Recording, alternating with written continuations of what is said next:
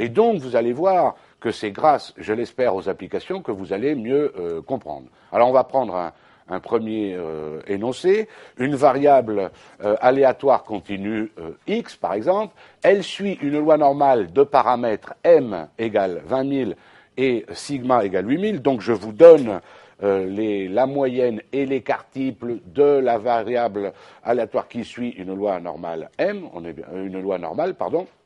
Première question, regardez bien, je vous demande, calculer la probabilité que x, la variable aléatoire, alors ça pourrait être par exemple les quantités vendues, les quantités achetées, les quantités produites, d'accord? Calculer la probabilité que x soit inférieur à 25 000, sachant que la variable aléatoire grand X suit une loi normale dont la moyenne est 20 000 et l'écart-type est 8 000. Vous allez voir la simplicité du problème. Donc on nous demande P, la probabilité que grand X soit strictement inférieur à 25 000, sachant que la variable aléatoire continue grand X suit une loi normale de paramètres M et sigma.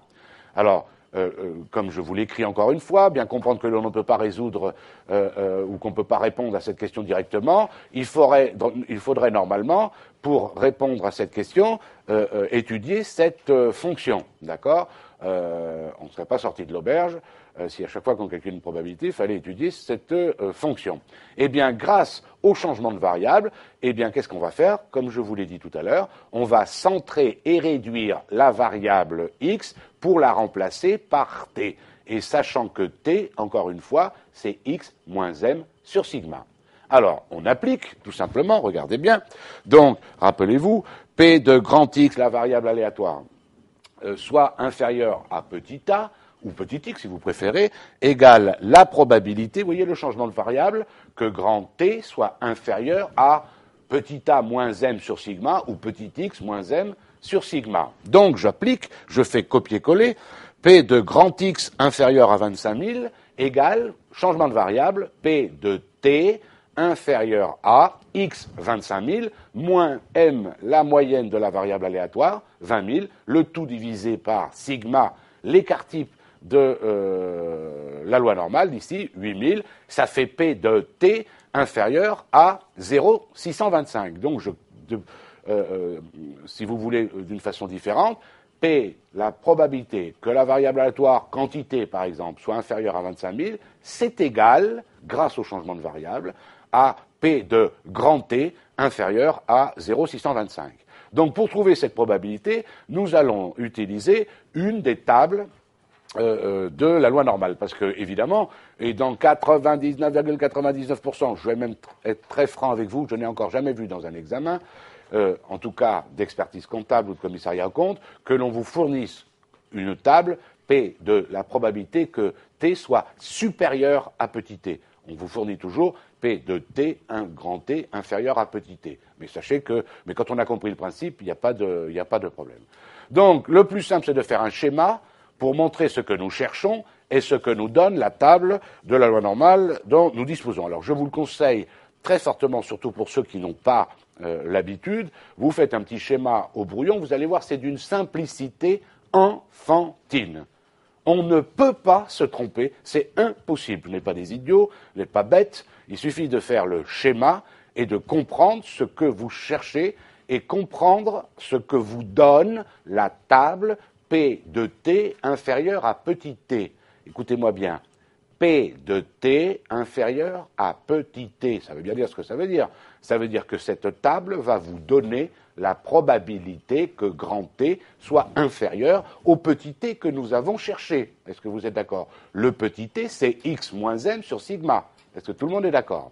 Or, ici, regardez bien, on avait bien dit que P de T inférieur à 25 000, ici, P de x inférieur à 25 000, c'était équivalent à P de T inférieur à 0,625. Donc ici, regardez bien, je mets mon axe des petits t en abscisse, d'accord? Ma courbe en cloche, peu importe comment vous la représentez. Est-ce que vous êtes d'accord qu'elle est centrée? Il y a 0 ici. Et donc 0,625, c'est bien du côté 3 de 0. Vous voyez, il n'y a pas besoin d'un doctorat de mathématiques jusque-là. D'accord? Et qu'est-ce que vous cherchez? Vous cherchez, vous voyez, la probabilité que ce soit inférieur à 0,625. Ce que vous cherchez, c'est cette R-là. Est-ce que vous comprenez ce que je veux dire? D'accord? Eh bien, oh merveille, magnifique, merci monsieur Gauss, ils ont sorti les tables qui vont permettre de nous donner directement la réponse. En fait, on va regarder dans la table de la loi normale, centrée, réduite, P de t inférieur à petit t, excusez-moi, on va chercher le résultat. Donc, encore une fois, comme son nom l'indique, cette table donne les probabilités que grand T soit inférieur à petit t. Alors, bien voir que j'ai bien dit, et ça sera précisé dans la table qu'on vous donne, attention quand même, les probabilités sont données pour petit t positif. C'est-à-dire que là, ici, vous comprenez, on a besoin de chercher quoi? P de grand T inférieur à 0,625. 0,625, c'est positif. Ça veut dire qu'on va pouvoir trouver le résultat directement dans la table parce que petit t, vous voyez, petit t est positif. Donc, si petit t, comme on va le voir dans la suite des exemples, est inférieur à 0, par exemple, on nous demande petit t, P de t inférieur à moins 0,625. Eh bien là, comme on va le voir, mais avec le schéma, vous allez le comprendre, P de t inférieur à moins t, c'est égal à 1 moins P de t inférieur à petit t. Et vous allez le comprendre rien qu'en faisant le schéma. Si on pouvait agrandir là le schéma, si c'était possible, qu'est-ce que je cherche? Je cherche ici la probabilité que P de t inférieur à 0,625. Là, je vous mets à titre pédagogique un extrait de la table. Je veux que vous compreniez que ce que vous avez à l'intérieur, ici, ce que vous avez à l'intérieur, ce sont les probabilités, pas n'importe quelle probabilité. La probabilité que grand T soit inférieur à 0,625. Donc ici, vous voyez comment ça fonctionne. Ici, vous avez 0,0, 0,1, 0,2, 0,3, 0,4, 0,5, 0,6. Et puis ici, vous avez un complément 0,00, 0,01, qu'est-ce que ça veut dire? Ça veut dire ici que, par exemple, quand vous voyez que ici il y a 0,5 à l'intersection de la première ligne et de la première colonne, le résultat que vous voyez c'est 0,5. Qu'est-ce que ça veut dire en français? Ça, je vous ai dit qu'à l'intérieur c'était la probabilité. La probabilité de quoi? La probabilité que P de T soit inférieur à combien ici? 0. Est-ce que vous me suivez? Mais regardez, ça fait 0,5. Ça fait 50%. Ben oui, c'est normal. Quand vous regardez la table en forme de cloche centrée réduite, la somme, c'est 100%. Elle est centrée réduite. Ça veut dire que, vous êtes d'accord, quand vous la prenez au milieu, là où il y a 0, il y a bien 50% d'un côté, 50% de l'autre. Donc P de grand T soit inférieur à petit t, si petit t c'est 0, ça fait bien 50%. Par exemple, ici, vous voyez en dessous, 0,5398. Qu'est-ce que ça veut dire en français? Ça, regardez bien, c'est la probabilité que grand T soit inférieur à 0,10. Ici, vous avez 0,5438 sur la même ligne, c'est-à-dire sur la ligne 0,1 et dans la colonne 0,01. Qu'est-ce que ça veut dire? Le 0,5438, ce qui représente 54,38%. Qu'est-ce que ça veut dire en français? Ça veut dire en français la probabilité que la probabilité que t soit inférieur à combien? 0,11. Est-ce que vous comprenez le principe? D'accord? Ça fait 54,38. Si je reste sur la même ligne, vous avez 0,5478. Qu'est-ce que ça veut dire? Il y a 54,78% de chance pour que P de T soit inférieur à combien ici? 0,12, après 0,13, 0,14, 0,15. Est-ce que vous comprenez ce que je veux dire? Sur la ligne, par exemple, 0,5, qu'est-ce que je vois? La probabilité que P de T soit inférieur à 0,50 pile poil, ça fait 0,6915, donc 69,15%. Je continue la ligne, je vois 0,695. Qu'est-ce que ça veut dire? Il y a 69,50% de probabilité pour que la variable aléatoire soit inférieure à, vous voyez, 0,51. À 0,53, ça fait 70,19, etc., etc. Or, ici, on nous demande P de T inférieur à 0,625. Donc il faut que j'aille regarder dans la colonne à partir de 0,6, puisque ça commence 0,625. Et après, qu'est-ce que j'ai? 0,60, vous voyez, après 0,61, 0,62, 0,63, 0,64, etc., etc. Vous voyez, petite remarque toute bête, vous voyez que je n'ai pas exactement pile poil 0,625.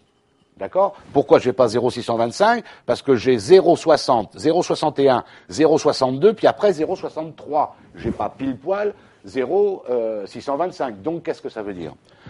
La probabilité que la variable aléatoire soit inférieure, à 0,62, ça fait 73,24%.